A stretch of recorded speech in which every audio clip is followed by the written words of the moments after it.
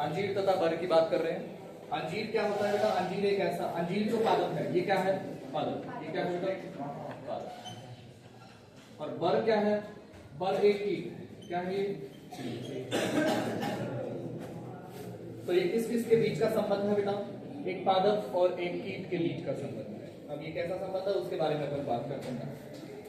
ये अंजीर का जो पादप होता है बेटा, इसमें बहुत सारे पुष्प होते हैं और बहुत सारे पुष्प गुच्छे के रूप में एकत्रित होकर के एक पुष्प क्रम का निर्माण करते हैं। पुष्प क्रम अपन ने 11th क्लास में पढ़ा था।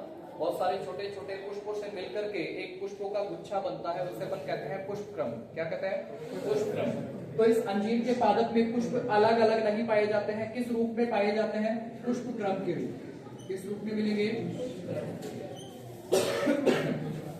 इस अंजीर के पादप में जो पुष्प क्रम पाया जाता है बेटा, उसे कहते हैं हाइपनथोडियम। उस पुष्प क्रम का नाम दे रखा है एक अपन ने, क्या नाम दे रखे हैं?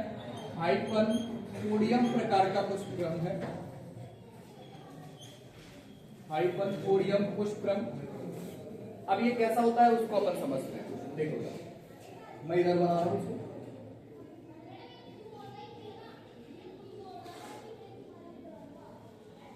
ये कुछ ऐसा सा हमें पुष्पक्रम देखने को मिलता है। ये किसका पुष्पक्रम है? अंजीर के पादप का। अंजीर के पादप का पुष्पक्रम मैंने यहाँ पे बनाया था।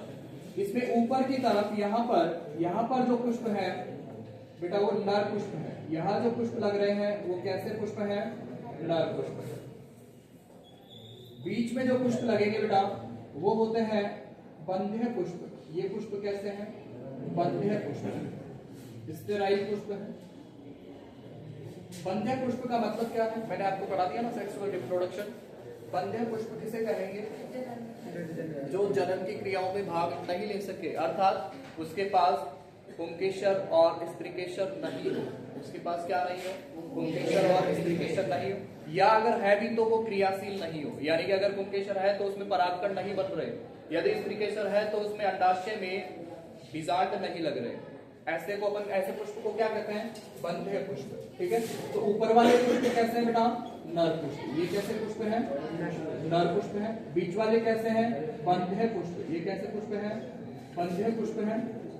और नीचे की तरफ जो पुष्प लगेंगे बेटा वो होते हैं मादा पुष्प। ये कौन से पुष्प लगा दी मैंने इधर? मादा पुष्प। तो इसमें 3 प्रकार के पुष्प देखने को मिल रहे हैं अपने को। और मैंने अभी आपसे कहा था कि पुष्पों का एकत्रित होकर के एक समूह बना लेना ही पुष्पक्रम कहलाता है। तो कौन से प्रकार का पुष्पक्रम है? हाइपनथोडियम प्रकार का पुष्पक्रम है। ठीक है। किस पे पाया जाता है हाइपनथोडियम पुष्पक्रम? अंजीर के पादप में पाया जाता है। कितने प्रकार के पुष्प लग रहे हैं? 3। बेटा एक कीट है, उस कीट का नाम क्या है? बर। क्या नाम है? बर। ये उड़ता हुआ आ रहा है और कहाँ आता है? इस अंजीर के पुष्पक्रम में। क्यों आता है? अंडे देने के लिए। क्यों आता है? अंडे देने के लिए। ठीक है। तो यहाँ पे एक कीट आता है बेटा जिसका नाम है बर, और वो क्या करता है? जैसे ही इसके अंदर एंटर होता है बेटा तो इस कीट के पंख टूट जाते हैं। इन पुष्पों में फंसने के कारण यहाँ तक नीचे आने के दौरान इस कीट के पंख क्या हो जाते हैं? टूट जाते हैं।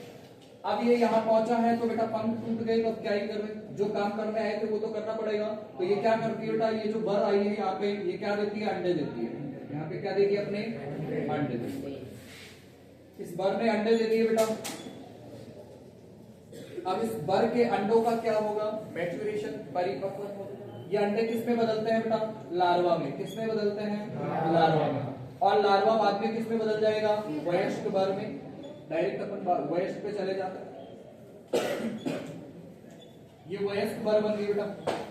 अब वयस्क बर 2 तरह की हो सकती है ना, अरे नर भी बन सकता है और मादा भी बन सकती है, ऐसा कुछ हो सकता है। तो जब ये सब कुछ चल रहा था तो इस पुष्पक्रम ने इस कीट को क्या फायदा पहुंचाया बेटा? इस कीट को क्या फायदा हो रहा है इस पुष्पक्रम से? पहला फायदा हुआ, अंडे देने के लिए स्थान मिल गया बेटा। क्या मिल रहा है? अंडे देने के लिए स्थान मिल गया, जिसे आपकी एनसीईआरटी ने कह रखा अंड निक्षेपण हेतु स्थान प्रदान करवाना। तो अंड निक्षेपण के लिए स्थान कौन प्रदान करवा रहा है? अंजीर। किसको प्रदान करवा रहा है? बर को। ठीक है। अब देखेंगे बेटा साथ में ही पहला काम तो ये हो गया कि स्थान मिल रहा है अंडे देने के लिए। दूसरा काम क्या हो रहा है बेटा? ये जो पुष्प है यहाँ पर जो परागकण और मकरंद रहे होंगे, यहाँ से मकरंद किसको दिया जाता है बेटा? इनके लार्वा को खाने के लिए दिया जाता है। किसको दिया जाता है? इनके लार्वा को खाने के लिए। बेटा इससे पहले ये समझेंगे कि जब ये कीट आया था तो बेटा ये अपने साथ परागकण लेकर के आया था। ये कीट अपने साथ किसको लेकर के आया था? इसकी सतह पर क्या चिपके हुए थे? परागकण चिपके हुए थे। जैसे ही ये अंदर आएगा, क्या इन मादा पुष्पों में परागण संभव हो जाएगा बेटा? परागण पूरा हो गया। अगर परागण पूरा हो गया तो एक मादा पुष्प में रहता है अंडाशय और उस अंडाशय में रहता है बीजांड। वो बीजांड परागण के बाद किसमें परिवर्तित हो जाते हैं? बीज में बदल जाते हैं बेटा। तो यहाँ इन पुष्पों के अंदर क्या बन चुके होंगे? बीज बन चुके होंगे। तो बेटा इन लार्वा को ये पुष्प खाने के लिए बीज भी देते हैं।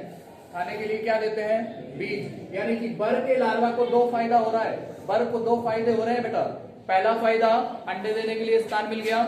दूसरा फायदा लार्वा को खाने के लिए बीज भी प्राप्त हो रहे हैं। यानी कि खाने के लिए भोजन मिला, किस रूप में?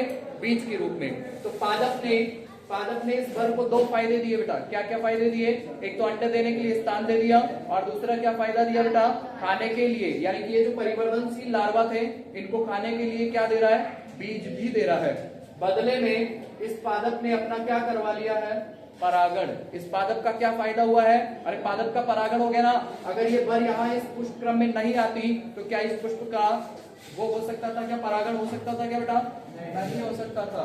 लेकिन आपके दिमाग में एक सवाल आना चाहिए बेटा, जो कि आता नहीं है।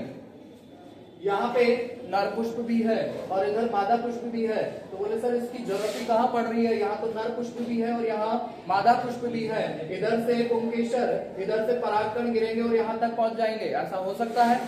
अरे हो सकता है ना, लेकिन होता नहीं है। अब क्यों नहीं होता है? उसके पीछे एक कारण है बेटा। उसके पीछे जो कारण ये है कि ये मादा पुष्प जो होता है इसमें पाई जाती है प्रोटोगाइनी।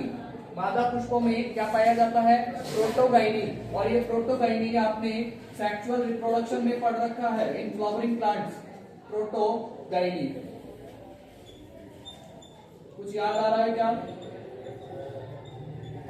प्रोटोगाइनी को कहते हैं स्त्री पूर्वता। क्या कहते हैं? स्त्री पूर्वता। यानी कि यहाँ पे इनके मादा पुष्पों में क्या पाई जाती है? स्त्री पूर्वता। इस शब्द का मतलब समझेंगे बेटा। एक ऐसा पुष्प जिसमें नर भाग भी है, मादा भाग भी है, लेकिन मादा भाग नर भाग के परिपक्व होने से पहले ही मैच्योर हो जाता है, कि अभी नर भाग परिपक्व नहीं हुआ है। कौन सा भाग परिपक्व हो चुका है पहले ही? मादा भाग। बेटा जब तक नर भाग परिपक्व होगा तब तक तो ये पुष्प यहाँ से झड़ चुके होंगे। ठीक है, तो ऐसा यहाँ पर ये नर बाद में विकसित होता है बेटा। तो ये नर यहाँ पे परागण नहीं करवा सकते। तो परागण इनमें कौन करवा रहा है? केवल कीट के द्वारा, जो कि कौन सा है? बर। इनमें परागण कौन